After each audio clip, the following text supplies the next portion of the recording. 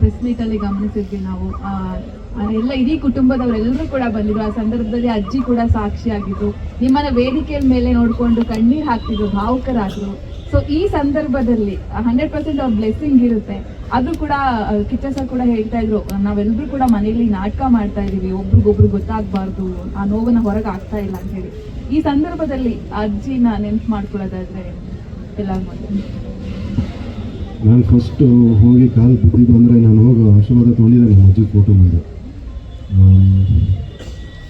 ನೀವು ಕೇಳಿದ್ರಲ್ಲ ಸಂಚಿತ್ ಚೇಂಜ್ ಮಾಡಿದೆ ಅಂತ. ನನ್ನ ತುಂಬ ಪ್ರೀತಿಯಿಂದ ಕರೀತಾ ಇದ್ದದ್ದು ಸಂಚಿನ ನಮ್ಮ ಅಜ್ಜಿ. ಸೊ ಅದು ಬೆಳೀತಾ ಬೆಳೀತಾ ನನಗೀಗ ಆ್ಯಕ್ಚುಲಿ ಮೋಸ್ಟ್ ಆಫ್ ದ ಇಂಡಸ್ಟ್ರಿಯಿಂದ ಆಗಿರ್ಬೋದು, ಫ್ರೆಂಡ್ಸ್ ಆಗಿರ್ಬೋದು, ಎಲ್ಲರೂ ನನಗೆ ಸಂಚಿ ಅಂತಲೇ ಕರೆಯೋದು. ಆ್ಯಕ್ಚುಲಿ ಈ ಸಜೆಷನ್ ಮಾಡಿದಾಗ ನನಗೆ ಆ ಧ್ವನಿ ಕೇಳಿಸಿದೆ ನಮ್ಮ ಅಜ್ಜಿಗೆ.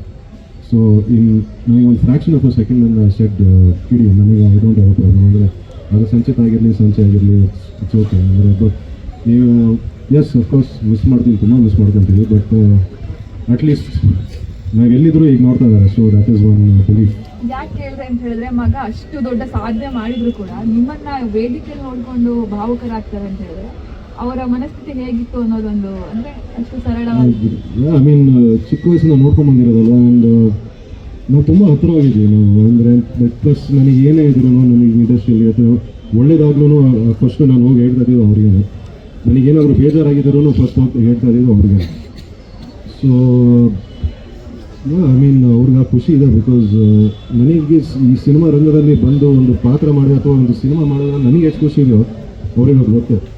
ಸೊ ನನ್ನ ಖುಷಿಯಲ್ಲಿ ಅವ್ರ ಖುಷಿ ಇದೆ ಅಂತ ನನಗೆ ಅದು ಗೊತ್ತು. ಸೊ ಟಿಪ್ಸ್ ಏನಾದ್ರು ಕೊಟ್ಟಿದ್ದಾರೆ ನೆನ್ಪು ಮಾಡ್ಕೋಬಹುದಾ? ಟಿಪ್ಸ್ ಏನಾದ್ರು ಕೊಟ್ಟಿದ್ದಾರೆ? ಟಿಪ್ಸ್ ನೀನೇನೇ ಮಾಡು, ಫಸ್ಟ್ ದೇವ್ರನ್ನ ನಂಬಿಕೊಂಡು ಕೈ ಮುಗಿ ಅಂತ ಹೇಳಿದ್ದಾರೆ ಅಷ್ಟೇ. ಅದು ಅವರು ಫಸ್ಟಿಂದ ಅಭ್ಯಾಸ ಹಂಗೆ ಇತ್ತು. 4 ಗಂಟೆ ಎದ್ದು ಪೂಜೆ ಮಾಡೋರು ಅವರು. ಸೊ